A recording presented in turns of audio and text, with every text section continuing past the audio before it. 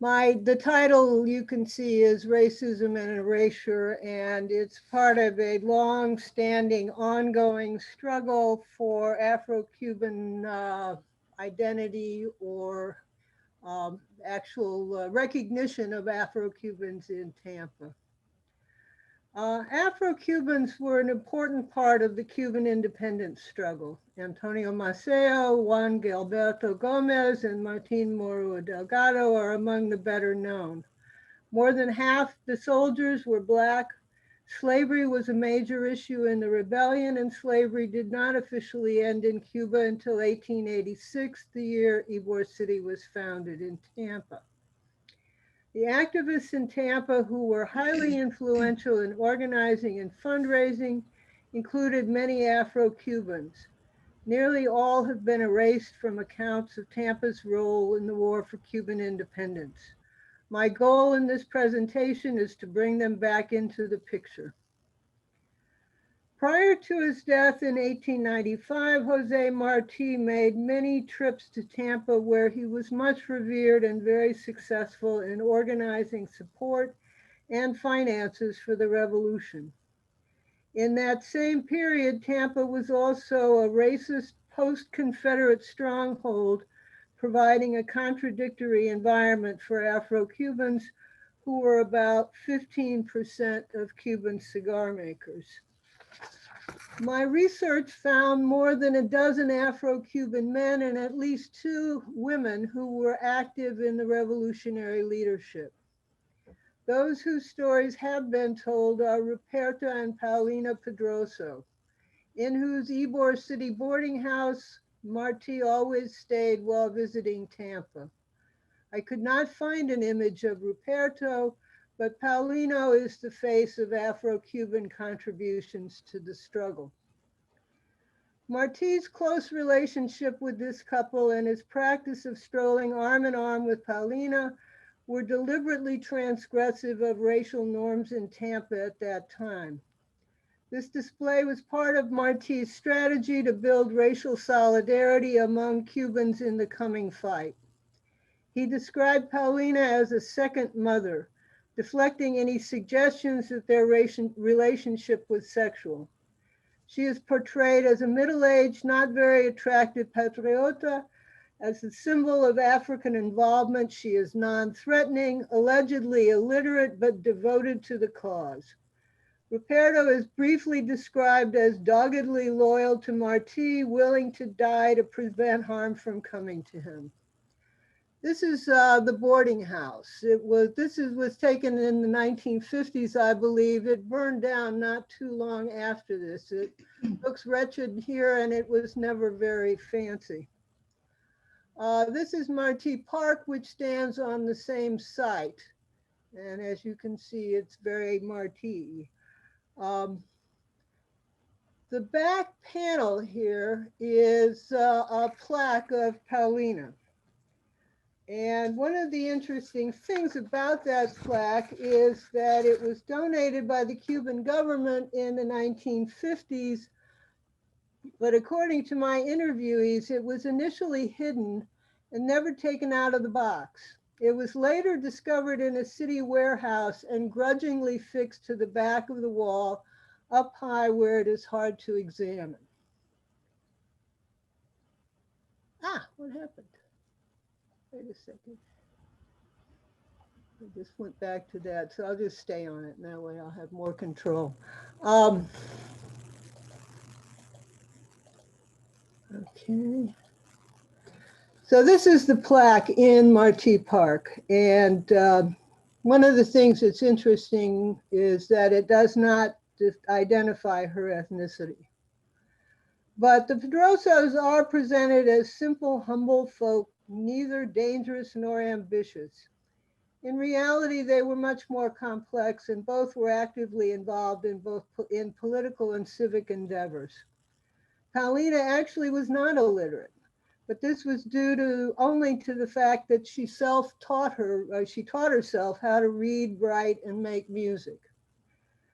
The Pedrosos were also successful entrepreneurs who managed to assemble an impressive amount of Ybor City real estate in the 1890s. They were part of a large group of Afro-Cuban activists who occupied leadership roles in founding, organizing, and administering Cuban revolutionary clubs, schools, cultural organizations, and labor struggles. This group included other successful entrepreneurs who owned businesses and real estate and invested their skills and money in the cause of Cuban independence. There are no photos of most of these individuals. Exceptions are a handful of writers and editors whose images were reproduced in a biographical account written by one of them in 1899 to fill a gap that he decried. Another exception is Bruno Roig, shown here in 1904, who does receive brief mention. Bruno owned a grocery store on 7th Avenue and 11th Street. He was well educated and good at math. He served as the treasurer of Club Ignacio Agramente, the main Cuban revolutionary club in Ybor City that arranged Martí's first visit to Tampa in 1891. Bruno is remembered as the one who explained to the organizers that they would need to come up with the money to pay for this honor. Roig was also among the group of Afro-Cubans who Martí recruited to form a school named La Liga de Tampa, modeled on the one in New York, founded by Rafael Serra, a well-known Afro-Cuban writer and organizer and close friend of Martí. Serra was also friends and collaborators with many of the Afro-Cubans in Tampa, who I will describe. There are no photos of several other important figures who were involved in forming La Liga in Tampa and in many other significant activities and ventures. So I will tell their stories briefly, one at a time. And this is them. La Liga was formed in the home of Cornelio Brito, a very interesting person who has slipped into oblivion. He was very active in Key West and later moved to Tampa in 1890. Both prosperous and well-regarded, he was a director in El Club Revolucionario, another important organization, and was included in the select welcoming party for Martí's visit in 1891. Manach describes him as a man of intelligence and wealth outstanding among his race. He was a close friend of the Pedrosos. He introduced them to Martí in Key West. He had some kind of establishment, a store or restaurant at 13th and 7th Avenue. In the 1890s, he and the Pedrosos acquired several properties in Ybor, but they sold them all in 1894. And in 1895, Brito gave all of his wealth, estimated at 11,000 pesos, to General Maximo Gomez. He joined the armed struggle and soon after Martí's death. Muniz describes him as a rich and respectable Black who went to the front for Martí and died in poverty in a Havana hospital. The date of his death is not known. Okay, Manuel Grenados was the brother of Joaquin, who will be described shortly. Both were born into slavery in Havana in the 1850s, but they were freed by their parents. Manuel became a barber and an exiled revolutionary. He initially settled in Key West, where he was a member of Sociedad El Progreso. It was a mutual aid society founded by Guillermo Sorondo. It also included the aforementioned Maruo Delgado and several others who I will discuss. Manuel arrived in Tampa in the late 1880s. His barbershop was located in the Liceo Cubano and was a major gathering point. Martí always got his hair cut there. Manuel and brother Joaquin were active in revolutionary clubs. Both belonged to La Liga Patriota Cubana, where Manuel was the treasurer. Guillermo Sorondo initially lived in Key West, where he was active in both politics and labor struggles. He founded the previously mentioned mutual aid society El Progreso, which included Rafael Serra, Cornelio Brito, Manuel Grenados, and several others I will mention shortly. He co-founded Colegio Unificación, which Pollo describes as the first educational, social, and political organization for Cubans of color in Key West. He also was involved in Reconstruction Republican politics and helped form a chapter of the Knights of Labor in Key West. He moved to Tampa in 1888, where he collaborated with Carlos Baino, a white Cuban anarchist and future founder of the Cuban Communist Party. They left Tampa in 1892 to form a new community near Ocala called Marti City. Sorondo served on the city council and was leaders of the PRC there. Marti City collapsed in 1897, and he and Baino came back to Tampa, settling in Port Tampa, where Morua Delgado was living at that time. There was an impressive group of Afro-Cuban writers and editors of revolutionary publications. Most were self-taught and widely known between Key West, New York, and Tampa. They were closely associated with Gualtero Gomez, Maria Delgado, Rafael Serra, and Jose Marti. They were all involved with La Liga in Tampa, both as teachers and promoters. Francisco Segura is, I don't have a picture of him, but he was one of them. In Port Tampa, Carlos Baino edited a newspaper called La Tribuna del Pueblo, to which Francisco Segura was a regular contributor. Like Sorondo and several others, Segura had been a director in El Progreso in Key West. He moved to Tampa in the early 1890s. He was active in the PRC and a close collaborator with Ramon Rivero, who was the leader. Segura was on the editorial staff of Rivero's La Revista de Florida, and he edited a publication called Cuba, the official organ of the PRC. In 1895, he wrote a book entitled Genios Olvidados, Noticia Biográficas, Forgotten Geniuses. The book was arranged and published by Morua Delgado in Havana.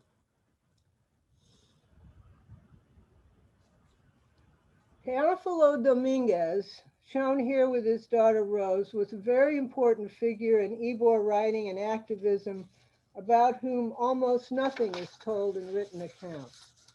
He was a close associate of Gualberto Gomez and part of the group that Marti gathered at the founding of La Liga. Between 1897 and 1899, Dominguez edited a revolutionary weekly called El Spor.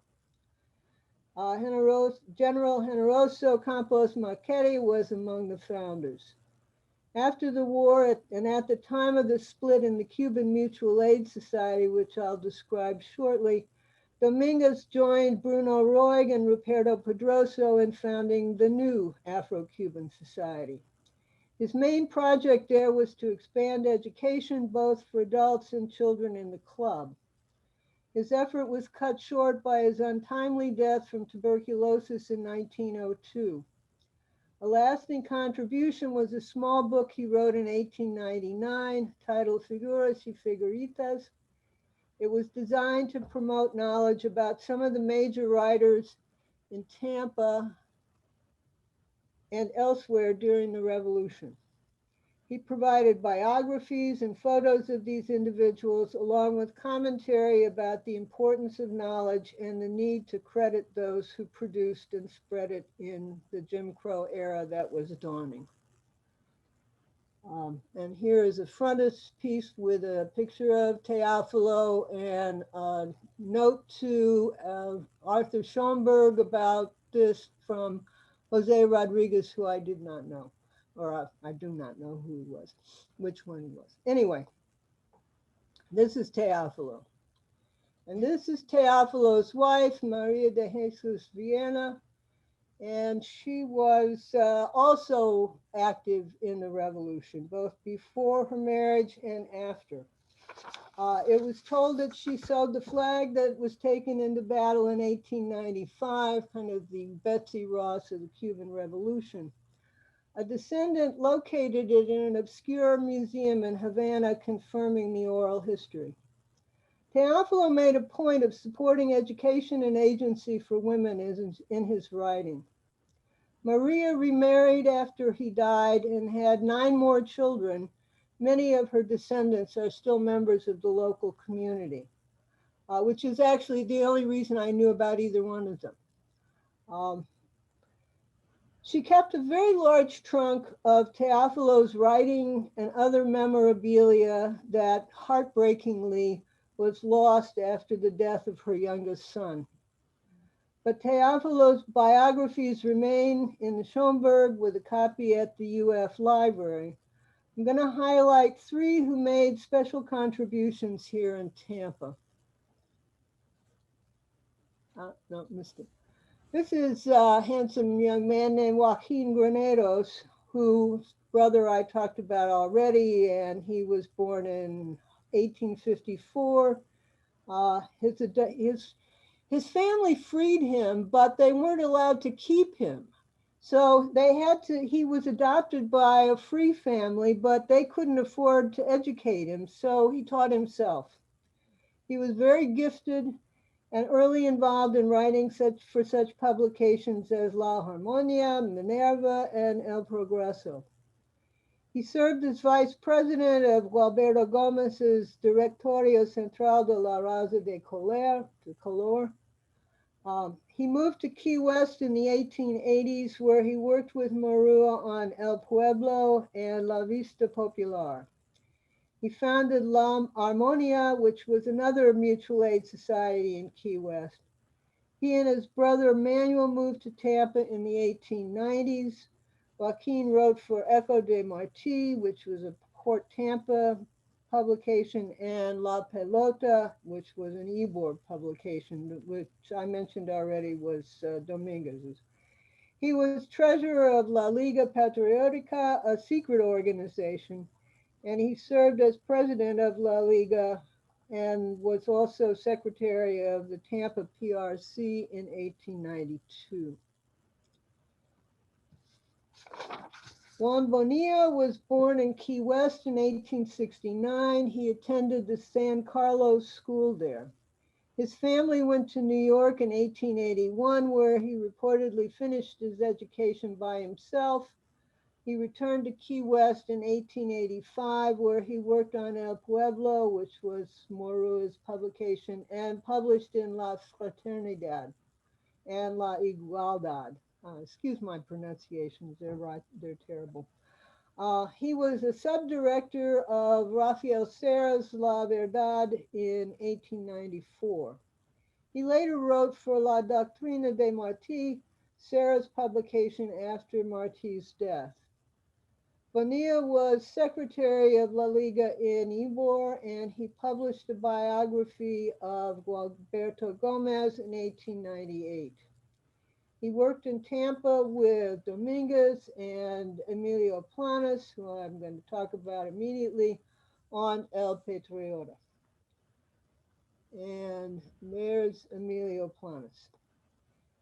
He was born in Cuba in 1868, but his family soon emigrated to Key West. He began school at the San Carlos Club and then went to a post-Reconstruction so-called colored school in Jacksonville named Goodman and Freeman. He graduated in 1888. He arrived in Tampa in 1890, was the founder of El Spore with Dominguez. Anyway, forget it. He contributed essays and started his own weekly in 1890, El Patriota, which, according to Muniz, was one of 2 major works read in all the factories. He also wrote for Minerva and La Fraternidad.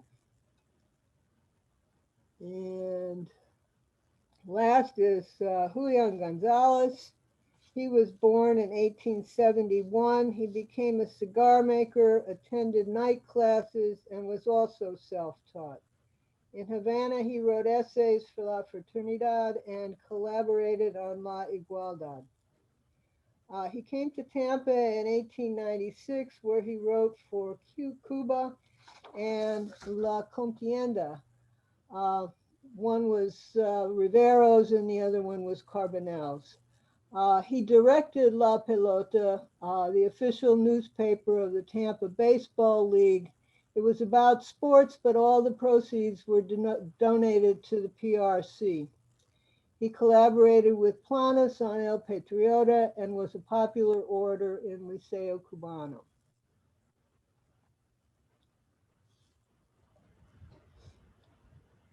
With the war's end, Afro-Cuban veterans in Cuba faced disappointment and increased racism instead of the promised social justice.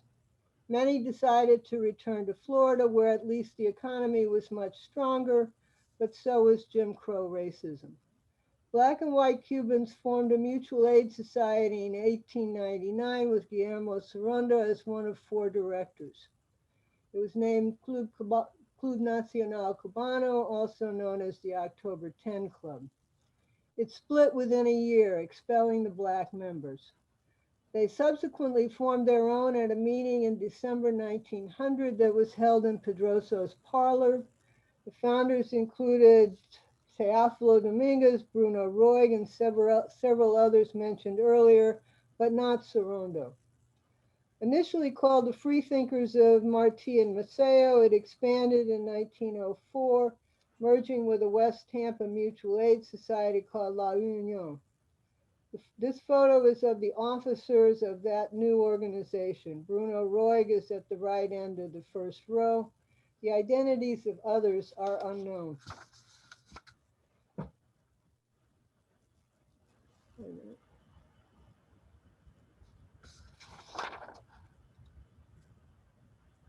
Oh, this is the building that they erected in 1909. It was very spacious and very nice building that Urban Renewal tore down in 1965. And this is the building where they're presently located. It's on 7th Avenue and 13th Street. And this is Francisco Rodriguez Sr. delivering oratory at the club. He was a cigar maker involved with the Cuban Revolution in Cuba, who first arrived in Tampa in 1909. He was also a self-taught intellectual. He was an eloquent orator and a dedicated labor organizer. During the strike of 1931, he and his family were forced to leave town for a year due to threats against his life by local anti-union thugs. His 3 children, who I will briefly introduce, have made significant contributions, and so have some of their grandchildren. Francisco Jr. was a World War II veteran and a college graduate who had been a public school teacher. His dissatisfaction with conditions of Black teachers, which did not improve after the war, led him to Howard University Law School, where he met Thurgood Marshall and other civil rights leaders. Upon completion, he became the NAACP lawyer here, where he worked with Bob Saunders, and together with many other courageous African-American activists and young people, they accomplished a great deal. He did not win the election that's shown here. The other son, Miguel, or Mike, is shown here with his father in the middle and Juan Casillas on the right, who was president of Martí Maceo at that time. Mike, who had a BA from FAMU and an MA from U of Michigan, was a much admired band leader at Middleton High School, where over 50 years he mentored dozens of students who went on to college. He died in 1994. Their sister Myrtle also attended college at Bethune-Cookman. She was the first Afro-Cuban woman in Tampa who did that, and she inspired others to believe that girls could also go to college. One of these was Sylvia Grignon, who I will introduce shortly for the many contributions she made, but I want to stay with the Rodriguez family for a bit longer. Sylvia Rodriguez Kimball, the daughter of Mike, was also a teacher here in Tampa, rising to be an administrator, and finally in 1990, she was the first Black woman to be elected to the county commission. During her short time as commissioner, she accomplished a great deal, earning fame for her hard work and good ideas. She was reelected in 1992, but already ravaged with cancer, she passed away shortly into her second term. The Kimball Elementary School is named for her, and she is included in the Florida Black Heritage Trail. This is Cheryl Rodriguez, daughter of Francisco Jr., and she has also been actively involved in both education and research about social justice and Black history in Tampa. She is presently a professor at USF with a PhD in anthropology. For many years, she chaired the Department of Africana Studies and was director of the Institute on Black Life. She and I worked together on a study of displacement caused by demolition in public housing in Tampa back in the early 2000s. And this is Sylvia Greenyard. This is a picture of her and her family back in the late 1940s. She was the only daughter of a single mother of 5 children. In spite of many obstacles, she was able to go to college at Bethune-Cookman. She finished her BA at USF when it opened in 1955, and she also received an MA. She was a teacher in Tampa prior to desegregation. In 1964, Sylvia became the first Black teacher assigned to a previously all-white school. Ybor City was the site. She experienced many hardships and insults in that post. For example, the white teachers would not sit next to her at lunch or at meetings. Where am I? In 1967, she was the first Black woman to run for school board, and like Francisco, she lost. A few years later, she became the first Black member of the local League of Women Voters, an organization which I am presently the secretary. In the early 1980s, when I first began my research with Martí Maceo, it was Sylvia who sought me out to help the club get some much needed attention from the folks who were trying to get historic status for Ybor City, but not the Afro-Cuban part of it. We had some success, but it has remained a struggle up to this day. Afro-Cubans are still not welcome in the marketing of Ybor heritage. The journey of this marker tells part of the story.